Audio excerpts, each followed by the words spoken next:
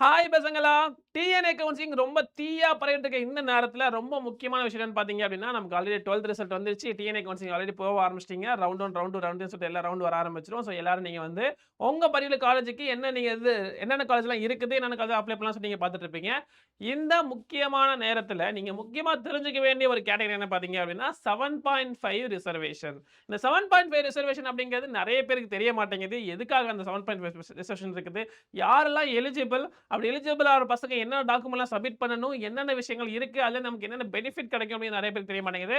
அதுக்கான வீடியோ தான் இது. 7.5 ரிசர்வேஷன் கேட்டகரினா என்ன அப்படின்னு எக்ஸ்பிளைன் பண்ண போறேன். முக்கியமா இந்த வீடியோ யாருக்குன்னு பார்த்தீங்க அப்படின்னா, 6வதுலேருந்து 12வது வரைக்கும் தமிழ்நாடு கவர்மெண்ட் ஸ்கூல்ல படிச்ச பசங்களா இருந்தீங்க அப்படின்னா, தமிழ்நாடு கவர்மெண்ட் ஸ்கூல் இல்ல கவர்மெண்ட் எய்டட் ஸ்கூல்ல படிச்ச பசங்களா நீங்க இருந்தீங்க அப்படின்னா, இந்த வீடியோ உங்களுக்கானது. ஸ்கிப் பண்ணாம முழுசா பாருங்க. இதுல நிறைய டீடைல்டு இன்ஃபர்மேஷன்ஸ் இருக்கு. அது உங்களுக்கு கண்டிப்பா யூஸ்ஃபுல்லா இருக்கும். இதே மாரியே உங்க கூட படிச்ச தமிழ்நாடு கவர்மெண்ட் ஸ்கூல்ல படிச்ச பசங்க ஃப்ரெண்ட்ஸ் யாராவது இருந்தாங்க அப்படின்னா, அவங்களுக்கு இந்த வீடியோ ஷேர் பண்ணி விடுங்க. கண்டிப்பா இது ஹெல்ப்ஃபுல்லா இருக்கும். இது லட்சக்கணக்கில உங்களுக்கு சேவ் பண்ணும். அது என்ன அப்படிங்கிறத நான் உங்களுக்கு கிளியரா எக்ஸ்பிளைன் பண்றேன். ஓகேவா? ஃபர்ஸ்ட் விஷயம் 7.5 ரிசர்வேஷன் எதுக்காக கொண்டு வந்தாங்கன்னு பார்த்தீங்க அப்படின்னா, எப்பயுமே வந்து எஜுகேஷன் குடுக்குறப்ப பிரைவேட் எஜுகேஷன் வந்து ஆல்வேஸ் பெட்டர் தென் கவர்மெண்ட் எஜுகேஷன் அப்படிங்கிற ஒரு பரவலான ஒரு இதுதான் இருக்கு இப்ப ஆக்சுவலி. ஓகேவா? ஸோ அப்ப பிரைவேட் எஜுகேஷன் நல்லா பெட்டரா இருக்கனால அந்த பசங்க தான் மோஸ்ட்லி வந்து காலேஜ்ல நல்ல சீட்ஸ் வாங்குறதா இருக்கட்டும், இல்ல மத்த இடங்கள்ல நல்ல சீட்ஸ் வாங்குறதா இருக்கட்டும், அப்படியே போயிட்டு இருக்காங்க ஆக்சுவலி. இன்ஃபாக்ட் வந்து டிஎன்இஏ நடத்துற தமிழ்நாடு இன்ஜினியரிங் அட்மிஷன்ஸ் கூட மோஸ்ட்லி வந்து பிரைவேட் ஸ்கூல்ல படிச்ச பசங்களும் எடுத்துட்டு போயிடுறாங்க. அப்ப கவர்மெண்ட் ஸ்கூல்ல படிக்கிற பசங்களுக்கு என்ன இருக்கும்? அப்படிங்கிற ஒரு கேள்வி வந்து நெறைய இருந்துச்சு. ஸோ அத வந்து சால்வ் பண்றதுக்காக கொண்டு வந்தது தான் இந்த 7.5 ரிசர்வேஷன். இது ஒரு ஹாரிசான்டல் ரிசர்வேஷன். அப்ப ஹாரிசான்டல் ரிசர்வேஷன் அர்த்தம்.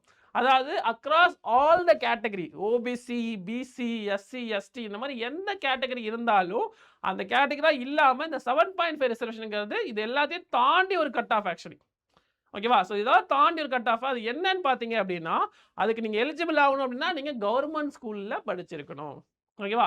ஸோ அது என்ன கொண்டு வந்தாங்கன்னு பார்த்தீங்கன்னா, யாரெல்லாம் 6வதுலேருந்து 12வது வரைக்கும் கவர்மெண்ட் ஸ்கூல்லயே படிச்சு, கவர்மெண்ட் ஸ்கூல் மூலியமா படிச்சு பாஸ் ஆகி வெளில வராங்களோ, அவங்களுக்காகன்னு ஒரு ஸ்பெஷல் ரிசர்வேஷன் கேட்டகரி வச்சிருந்தாங்க. இந்த ஸ்பெஷல் ரிசர்வேஷன் கேட்டகரிக்கு நீங்க என்ன வேணா இருக்கலாம். நீங்க எந்த கேஸ்ட்டா இருக்கலாம், எந்த ரிலிஜனா இருக்கலாம், எக்கனாமிக் லிவிங் செக்ஷனா இருக்கலாம், இல்ல எப்படி வேணா இருக்கலாம். ஆனா கவர்மெண்ட் ஸ்கூல்ல படிச்சிருந்தீங்க அப்படின்னா, you are coming under the 7.5% reservation category. ஓகேவா? First horizontal reservation of 7.5% seat in professional courses for TN government school kids. இது எதுக்காக கொண்டு வந்தாங்க? தமிழ்நாடு கவர்மெண்ட் ஸ்கூல்ல படிச்ச நம்ம பசங்க தமிழ்நாடு கவர்மெண்ட் ஸ்கூல்லயே படிச்ச பசங்களுக்கு கண்டிப்பா வந்து ப்ரொஃபஷனல் கோர்சஸ்ல சீட்டு கிடைக்கணும் அப்படிங்கிறதுக்காக 7.5% சீட்டை வந்து இதுக்காக ஒதுக்கீடு வச்சிருக்காங்க. ஓகேவா? ஸோ அதுதான் மொத விஷயம் நீங்க தெரிஞ்சுக்க வேண்டியது. 2வது பார்த்தீங்க அப்படின்னா, இது எதுக்கெல்லாம் அப்ளை ஆகும்னு பார்த்தீங்க அப்படின்னா, இது வந்து மெடிக்கல் ஃபீல்ட்ல எம்பிபிஎஸ் ஆகட்டும், பிடிஎஸ் ஆகட்டும், பிஎஸ்எம்எஸ், பியூஎம்எஸ், பிஹெச்எம்எஸ், அடுத்தது பிஏஎம்எஸ். ஓகேவா? இந்த எல்லா கோர்சஸ்க்கும் இது அப்ளை ஆகும். அதே மாரி all BE, BTech courses through TNEA. நீங்க டிஎன்இஏ கவுன்சிலிங் வழியா கிடைக்கிற எந்த ஒரு பிடெக் இல்ல எந்த ஒரு bachelor of engineering or bachelor of technology எந்த ஒரு பிஇ இல்ல பிடெக் கோர்ஸ் நீங்க எடுத்தாலும் இந்த 7.5% கேட்டகரி உங்களுக்கு இருக்கும். ஓகேவா? அடுத்தது அது இல்லாம அவுட் சைட் என்ஜினியரிங் டாக்டர் தாண்டி உங்களுக்கு அக்ரிகல்ச்சர் இருக்குது, வெட்டினரி இருக்கு, வெட்டினரி சயின்ஸ், ஃபிஷரிஸ் இருக்குது, அப்புறம் லா இருக்குது. ஸோ இந்த மாதிரியான பர்டிகுலர் கோர்சஸ் நீங்க எடுத்தாலுமே உங்களுக்கு அதுல 7.5% ரிசர்வேஷன் கேட்டகரி கண்டிப்பா இருக்கும். ஓகேவா? ஃபர்ஸ்ட் விஷயம் இதுல நீங்க ஏதாவது ஒரு கோர்ஸ் போறீங்க. அப்புறம் அதே மாதிரி நீங்க வந்து 6வதுலேருந்து 12வது வரைக்கும் நீங்க கவர்மெண்ட் ஸ்கூல்ல படிச்சிருக்கீங்க அப்படின்னா கண்டிப்பா இது உங்களுக்கு யூஸ்ஃபுல்லா இருக்கும். ஸோ ஃபுல்லா பாருங்க. அதெல்லாம் சொல்லுவேன். ஓகே. அடுத்தது இது எலிஜிபிள் ஆவறதுக்கு நீங்க என்ன பண்ணணும்? மொத விஷயம் நீங்க 6வதுலேருந்து 12வது வரைக்கும் தமிழ்நாடு கவர்மெண்ட் ஸ்கூல்ஸ் இல்ல கவர்மெண்ட் எய்டட் ஸ்கூல்ல நீங்க படிச்சிருக்கணும். மொத விஷயம். ஓகேவா? நான் negotiable except in one case அது என்ன நான் சொல்றேன் உங்களுக்கு. ஓகேவா? அடுத்தது schools run by the government, municipalities, corporations, tribal welfare departments, social welfare departments. ஓகேவா? ஸோ ஸ்கூல்ஸ் வந்து எய்தர் கவர்மெண்டால் ரன் ஆகலாம், இல்ல முனிசிபாலிட்டி டிபார்ட்மெண்டால் ரன் ஆகலாம், இல்ல கார்ப்பரேஷன்ஸால் ரன் ஆகலாம், இல்ல ட்ரைபல் வெல்ஃபேர் டிபார்ட்மெண்ட் அப்படி இல்லைன்னா சோஷியல் வெல்ஃபேர் டிபார்ட்மெண்ட் மூலியமா ரன் ஆகிற ஸ்கூல்ஸ் எல்லாத்தையுமே படிச்ச பசங்க இந்த பர்டிகுலர் கேட்டகரிக்கு எலிஜிபிள். ஓகேவா?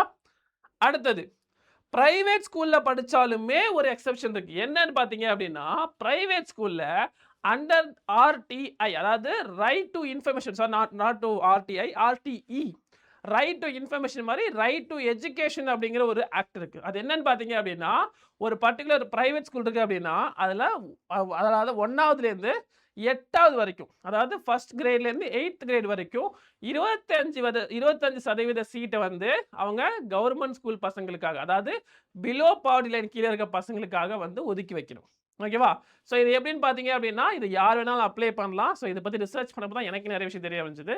அதாவது RTE right to education act. இதுல என்ன சொல்றாங்க அப்படின்னா, ஒரு பிரைவேட் ஸ்கூல் இருக்கு அப்படின்னா, அந்த பிரைவேட் ஸ்கூல்ல ஒவ்வொரு பர்ட்டிகுலர் கிரேட்லயும் 25% சீட்ட வந்து இந்த ஆர்டிஇக்காக அவங்க ஒதுக்கி வைக்கணும். ஓகேவா? அப்ப யார் வேணாலும் நீங்க போயிட்டு நீங்க அப்ளை பண்ணலாம். எந்த ஒரு பேரண்ட் வேணாலும் ஒரு பிரைவேட் ஸ்கூல்ல ஆர்டிஇக்கு நீங்க அப்ளை பண்ணீங்க அப்படின்னா, உங்க கிட்ஸ 0 ஃபீஸோட, அதுக்கு என்ன கண்டிஷன் அப்படின்னா, பிலோ பாவர்ட்டி லைன் கீழ இருக்கணும். எக்கனாமிக்கலி வீக்கர் செக்ஷன்ல நீங்க இருந்தா மட்டும் தான். ஓகேவா? ஸோ பிலோ பாவர்ட்டி லைன் கீழ இருக்கணும். ஸோ அந்த மாரி இடத்துல போயிட்டு நீங்க ஆர்டிஇக்கு அப்ளை பண்ணீங்க. அதுக்கு நிறைய ஆன்லைன் பிளாட்ஃபார்ம்ஸ்லாம் இருக்குது. அது மூலியமா அப்ளை பண்ணீங்க அப்படின்னா, எந்த ஒரு பாரபட்சமும் பார்க்காம அந்த ஸ்கூல்ஸ் கண்டிப்பா உங்களுக்கு சீட் குடுத்தே ஆகணும். அது மட்டும் இல்லாம அதுக்கு tuition fees, book fees, uniform ஃபீஸ்ன்னு சொல்லிட்டு எந்த ஃபீஸுமே போட முடியாது. அந்த ஃபீஸ் எல்லாமே வந்து கவர்மெண்ட்டே உங்களுக்கு பே பண்ணி குடுத்துரும். அது மட்டும் இல்லாம எந்த ஒரு காரணத்த கொண்டும் அந்த ஸ்டூடண்ட்ட வந்து சஸ்பெண்டோ இல்ல வந்து அவங்க வந்து டிசி குடுத்து வெளில அனுப்புறதோ பண்ண முடியாது. பிரைவேட் ஸ்கூல்ல அந்த மாரி பயங்கள் நெறைய இருக்கும். அதுவும் பண்ண முடியாது. 8த் கிரேட் வரைக்கும். ஓகேவா?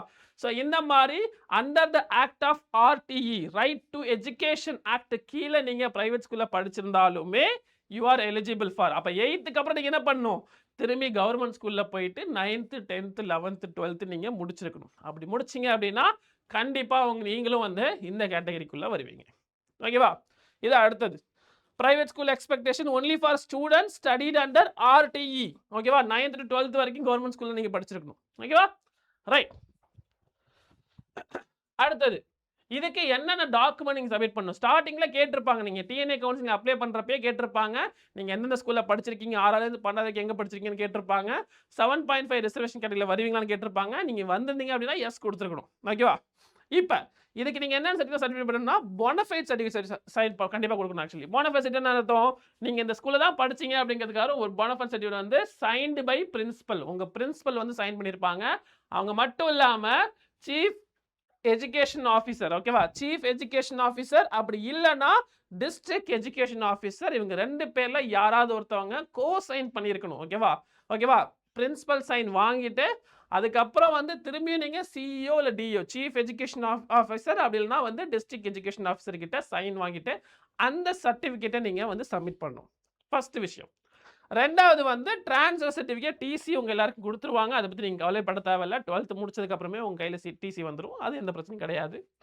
நேட்டிவிட்டி சர்டிஃபிகேட் இது யாருக்கு அப்படின்னா, சப்போஸ் நீங்க வந்து தமிழ்நாடுல பொறக்கல, தமிழ்நாடு இல்லாதவங்களுக்கு இந்த நேட்டிவிட்டி சர்டிஃபிகேட் ஆகும். அது வந்து இஃப் அப்ளிகபிள் தான். ஸோ இது 2 தான் வந்து முக்கியம். ஓகேவா? அடுத்தது. ஓகே. ஸோ இது ஹவ் சீட்ஸ் ஆர் ஃபில்ட். இப்ப இதுக்கு எப்படி வந்து உங்களுக்கு யூஸ்ஃபுல்லா இருக்கும்னு பார்த்தீங்கன்னா, 2 விதத்துல யூஸ்ஃபுல்லா இருக்கும். 1 உங்களுக்கு சீட் கிடைக்கிறதுக்கு ஹெல்ப் பண்ணும். 2வது உங்க ஃபீஸையும் கம்மி பண்ணும். ஃபீஸ சம்டைம்ஸ் வந்து 0 கூட ஆக்கும். ஸோ 2 விதத்திலயுமே உங்களுக்கு ஹெல்ப்ஃபுல்லா இருக்கும். இது யாருக்காகன்னு பார்த்தீங்கன்னா, எக்கனாமிக்கலி வீக்கர் செக்ஷனா இருக்க பசங்களுக்கு. ஸோ அவங்களுக்கு 1 நல்ல அதாவது நல்ல எஜுகேஷன் சொல்ல முடியாது. நல்ல எஜுகேஷன் தான். பட் ஆனா பிரைவேட் ஸ்கூல்ஸ் காம்படிஷன் ரொம்ப அதிகமா இருக்கிறதுனால, அவங்களோட கம்பீட் பண்றது கொஞ்சம் கஷ்டமா தான் இருக்கும். ஸோ அந்த சமயத்துல ஒரு எட்ஜ் குடுக்கறதுக்காக இருக்கிறது தான் இந்த 7.5%. ஸோ அப்ப அத என்ன பண்ணணும் நமக்கு? சீட் கிடைக்க முடியாத இடத்துலயும் நமக்கு சீட் கிடைக்க வைக்கிறது தான் வந்து 7.5% ரிசர்வேஷன் கேட்டகரி. ஆனா அப்படி கிடைச்சிட்டா மட்டும் போதுமா? ஆல்ரெடி எக்கனாமிக் வீக்கர் செக்ஷன் ஸ்கூலுக்கே ஃபீஸ் கட்ட காசு இல்லாத சமயத்துல நம்ம கவர்மெண்ட் ஸ்கூல்ல சேர்க்கிறோம். அப்ப காலேஜஸ்க்கு மட்டும் ஃபீஸ் கட்டுறது எப்படி? ஸோ அதுக்காக என்ன பண்றாங்க அவங்க? ஃபீஸையுமே வந்து வேவர் பண்ணிடுறாங்க. ஓகேவா? ஸோ இந்த 7.5% கேட்டகரியில நீங்க போய் ஜாயின் பண்ணீங்கன்னா 0 ஃபீஸ் ஃபார் த காலேஜ். ஓகேவா? அது என்ன அப்படிங்கிறத நான் கிளியரா சொல்றேன். ஃபர்ஸ்ட் இதுக்கு என்ன பண்றாங்க? Separate 7.5% rank list will be generated. ஓகேவா? ஃபர்ஸ்ட் என்ன பண்ணுவாங்க அப்படின்னா, அந்த 7.5% கேட்டகரியில வர எல்லா ஸ்டூடண்ட்டையும் இது பண்ணி அவங்களுக்குன்னு தனியா செட்டா ஒரு ரேங்க் போடுவாங்க. அவங்களுக்கு தனியா ஒரு ரவுண்ட் நடக்கும் கவுன்சிலிங். அதுல நீங்க டாப்ல இருந்தீங்க அப்படின்னா நீங்க நல்லா வருவீங்க. ஸோ அப்ப உங்களுக்கு காம்படிஷன் யாரு? இன்னொரு கவர்மெண்ட் ஸ்கூல்ல இருந்து படிச்ச ஒரு பையனா தான் இருப்பாங்க. ஸோ உங்களுக்கு அவங்களுக்கும் அந்த அளவுக்கு பெரிய டிஃபரன்ஸ் இருக்காது. அவங்களுக்கு ஒரு பெரிய ஒரு அட்வான்டேஜ் எதுவுமே இருக்காது ஆக்சுவலா. ஓகேவா? பிரைவேட் பசங்களோட நம்ம இது பண்றப்ப நமக்கு என்ன ஆகும்? நெறைய பிரச்சனை வரும். ஆனா ஏன்னா, அவங்க நல்லா இன்னும் பெட்டரா பண்ணுவாங்க. காம்படிஷன்லாம் இது பண்ணுவாங்க. ஏன்னா, அவங்க நெறைய எஜுகேஷன் நெறைய எக்ஸ்ட்ராலாம் பண்ணுவாங்க. நமக்கு அதெல்லாம் இருக்காது. ஸோ, ஆனா இங்க பார்த்தீங்கன்னா, உங்க கூட 7.5% கேட்டகரில வந்து ஃபைட் பண்ற எல்லா பசங்களும் 6வதுலேருந்து 12வது வரைக்கும் கவர்ன்மென்ட் ஸ்கூல் தான் படிச்சிருக்காங்க. ஸோ, அப்ப உங்களுக்கு எந்த பிரச்சனையும் கிடையாது. நீங்க நல்லா பண்ணியிருந்தா மட்டும் போதும். ஓகேவா? அடுத்தது counselling happens before general category. அதாவது ஜெனரல் கேட்டகரிக்கு நடக்கிறதுக்கு முன்னாடியே உங்களுக்கு கவுன்சிலிங் வந்துரும். ஸோ, அப்ப என்னென்ன சீட்லாம் இருக்கோ அதெல்லாம் ஃபர்ஸ்ட் உங்களுக்கு குடுத்துருவாங்க.